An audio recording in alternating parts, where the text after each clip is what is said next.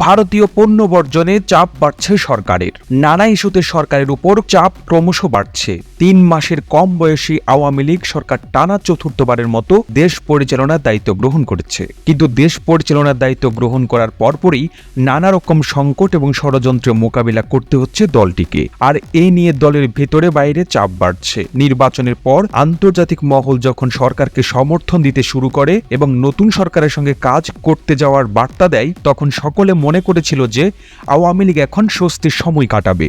কিন্তু বাস্তবতা দেখা যাচ্ছে ভিন্ন।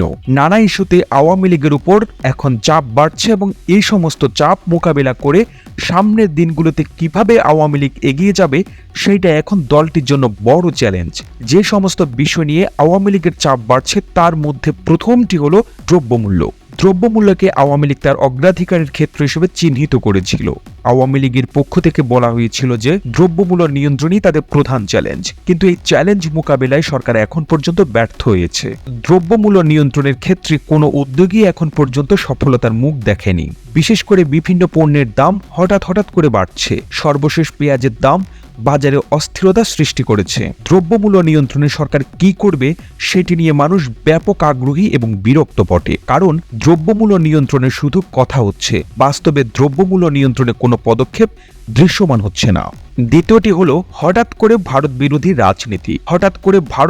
রাজনীতি আওয়ামী লীগ সরকারকে নতুন করে চাপে ফেলতে যাচ্ছে বলে মনে করছেন রাজনৈতিক বিশ্লেষকরা। বিশেষ করে বিএনপি নেতারা ভারতীয় পণ্য বর্জন এবং বিএনপির সঙ্গে অন্যান্য রাজনৈতিক দলগুলো ভারতীয় পণ্য বর্জনের যে ডাক দিয়েছে, তাতে বাংলাদেশের রাজনীতিতে আবার নতুন করে ভারত বিরোধিতাকে উস্কে দেওয়া হচ্ছে। স্বাধীনতা বিরোধী মৌলবাদী শক্তি ভারত বিরোধিতার আড়ালে বাংলাদেশের মুক্তিযুদ্ধের চেতনাকে চ্যালেঞ্জ জানানোর পায়তারা করছে। এটি সরকারের জন্য একটি বড় ধরনের চাপ বলে অনেকে মনে করছেন। এই চাপ কিভাবে সরকার মোকাবিলা করবে সেটি এখন দেখার বিষয়। তৃতীয়টি হলো অর্থনৈতিক সংকট। অর্থনৈতিক সংকট থেকেও সরকার এখন পর্যন্ত মুক্তির কোনো পথ খুঁজে বের করতে পারেনি। বিভিন্ন আর্থিক সূচকে অবস্থা ক্রমশ উদ্বেগজনকভাবে খারাপ হচ্ছে। বিশেষ করে খেলাপি ঋণ আদায়ে সরকারের তৎপরতা এখন পর্যন্ত সাফল্যের মুখ দেখেনি। আর্থিক খাতে শুদ্ধি অভিযান নামে দুর্বল ব্যাংকগুলোকে সবল ব্যাংকের সঙ্গে একীভূত করার যে উদ্যোগ, সেই উদ্যোগেরও সফলতা নিয়ে অনেকে প্রশ্ন তুলেছেন। সবকিছু মিলিয়ে আর্থিক খাতে যে বিশৃঙ্খলা তৈরি হয়েছে সেটি থেকে উদ্ধারের জন্য এখন পর্যন্ত কোনো সঠিক পরিকল্পনা সরকার গ্রহণ করতে পারেনি। চতুর্থটি হলো বিদ্যুৎ এবং জ্বালানি সংকট। সারা দেশে গ্রীষ্ম মৌসুমে নতুন করে বিদ্যুৎ সংকটের ইঙ্গিত পাওয়া যাচ্ছে।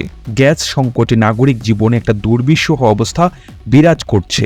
অনেক জায়গায় গ্যাস পাওয়াই যাচ্ছে না, আবার কোথাও বিশেষ করে শিল্প কলকারখানাগুলোতেও গ্যাসের জন্য এক কঠিন পরিস্থিতি তৈরি হচ্ছে। এরকম একটি পরিস্থিতিতে সামনের দিনগুলোতে সরকারকে তার বিদ্যুৎ সংকট এবং গ্যাস সংকট মোকাবেলায় আরও মনোযোগী হতে হবে বলে মনে করছেন রাজনৈতিক বিশ্লেষকরা। আর এটি করতে না পারলে জনগণের মধ্যে অস্বস্তি তৈরি হবে বলেও কেউ মনে করছেন। সর্বশেষটি হলো একলা আওয়ামী লীগ। টানা চতুর্থবারের মতো ক্ষমতায় এসে আওয়ামী লীগ একলা হয়ে গেছে।